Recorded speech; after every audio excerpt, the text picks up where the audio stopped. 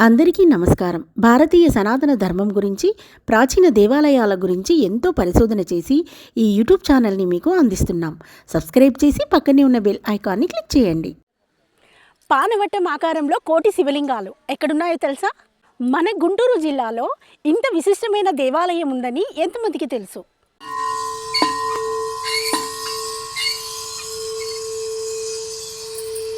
ఓం నమ శివాయ. సనాతన దేవాలయాల రాజమార్గం యూట్యూబ్ ఛానల్కి స్వాగతం. వచ్చేసా మరొక అద్భుతమైన దేవాలయంతో మీ ముందుకు వచ్చేసా. ఇక్కడ ఉన్న అద్భుతాలలో ఇది ఒకటి. 70 అడుగుల మహానంది. ఇంత పెద్ద మహానందిని కూడా అద్భుతంగా డిజైన్ చేశారు. హాయ్ ఫ్రెండ్స్, ఈరోజు మనం ఫిరంగిపురం నుండి నర్సరావుపేట వెళ్ళే దారిలో ఉన్న ఈ ఊరి పేరు వచ్చేసి వేమవరం గ్రామం.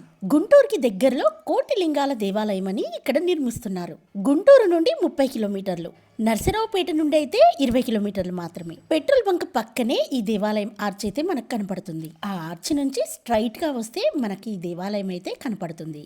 ఈ దేవాలయం ఓపెనింగ్ ఎప్పుడు జరిగింది అంటే, అయోధ్య రామ మందిరం ఓపెనింగ్ ఎప్పుడైతే జరిగిందో అదే రోజు మధ్యాహ్నం 12:20 ఈ దేవాలయం అయితే ప్రతిష్ఠించడం జరిగింది. ఈ గుడిలో అయితే నర్మదా నది, యమునా నది నీళ్ళల్లో నుండి తీసిన రాళ్ళైతే ఉంటాయి కదా, ఆ రాళ్లతో శివలింగాలను చెక్కి ఇక్కడ ప్రతిష్ఠించారట. ఇప్పుడు మనం చూస్తున్న శివలింగం వచ్చేసి 101 అడుగు ఎత్తు. ఎంత పెద్ద శివలింగమో కదా, దానికి ఎదురుగా పెద్ద నంది. భారతదేశంలో నందులు ఎంత పెద్దగా ఉంటాయో మీకు తెలుసు కదా, వాటికి సమానంగా కట్టారు. 54 అడుగుల ఎత్తు, 20 అడుగుల వెడల్పు, అంత పెద్ద మహానందిని ఇక్కడ కట్టారు.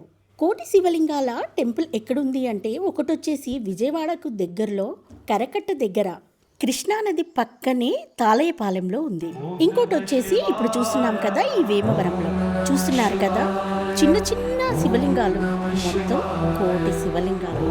ఓం నమ శివాయ అంటూ ఒక కామెంట్ చేయండి.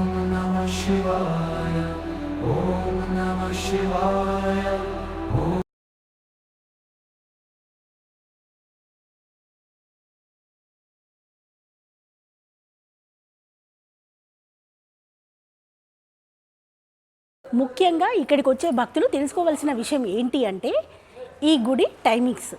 ఈ దేవాలయం ఉదయం 4 గంటలకు ఓపెన్ చేస్తారు. మధ్యాహ్నం 12 గంటల వరకు ఉంటుంది దర్శనాలు. మళ్ళీ సాయంత్రం 4 గంటలకి ఓపెన్ చేస్తారు. రాత్రి 8 గంటల వరకు మనకు దర్శనం ఉంటుంది ఇక్కడ. నేను ఈ గుడి అడ్రస్ తెలుసుకొని వచ్చేసరికి గుడి క్లోజ్ అయిపోయిందండి. 12:30 అయిపోయింది. కాబట్టి నేను ఆ దేవాలయంలో ఉన్న స్వామివారిని మీకు చూపించలేకపోతున్నాను.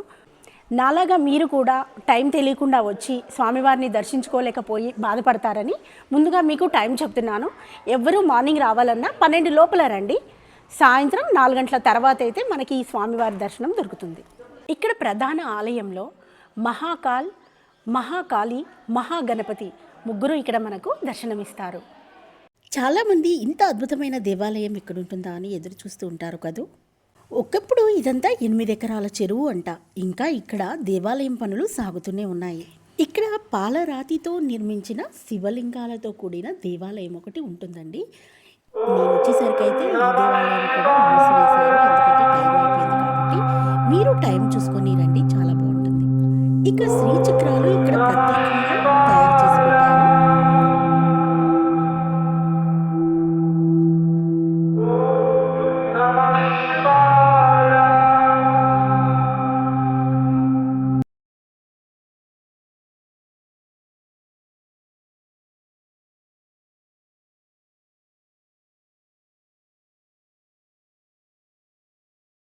ఈ దేవాలయం దగ్గరున్న మరకత శివలింగం దగ్గరికి అయితే వచ్చేసాం. తెలుసు కదండి, మరకత శివలింగం అంటే ఆకుపచ్చ కలర్లో ఉంటుంది. మరకత శివలింగాన్ని దర్శనం చేసుకుంటే ఉన్న కష్టాలన్నీ తొలగిపోతాయి. ఎంతో అద్భుతమైన దేవాలయం, మీరు కూడా దర్శించుకోండి.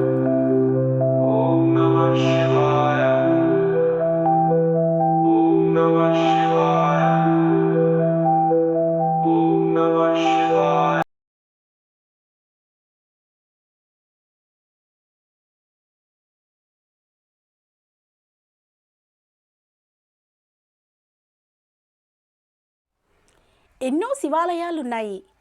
ఈ శివాలయానికే ఉన్న ప్రత్యేకత ఏంటి? ఇక్కడ నేను తెలుసుకున్నది ఏంటి అంటే, 14వ శతాబ్దం నాటి శివలింగం అంట. 4వ శతాబ్దం నాటి నందీశ్వరుడంట. 100 అడుగుల ఎత్తుగల మహాలింగము. పానవటు ఆకారంలో ఉన్న కోటి శివలింగాలు, 70 అడుగుల ఎత్తుగల మహానందీశ్వరుడు, 108 శ్రీచక్రాల గుడి. ఇప్పుడు మనం చూస్తున్న మరకత శివలింగం. ఇలా ఎన్నో అద్భుతమైన కట్టడాలతో ఈ దేవాలయాన్ని నిర్మిస్తున్నారు. ఇలాంటి మరిన్ని అద్భుతమైన దేవాలయాలను చూడాలంటే మా ఛానల్ని సబ్స్క్రైబ్ ఈ చేసుకోండి. వీడియో నచ్చితే ఒక లైక్ చేయండి, అందరికీ షేర్ చేయండి. మీరు షేర్ చేయడం ద్వారా ఈ సమాచారం చాలా మందికి చేరుతుంది.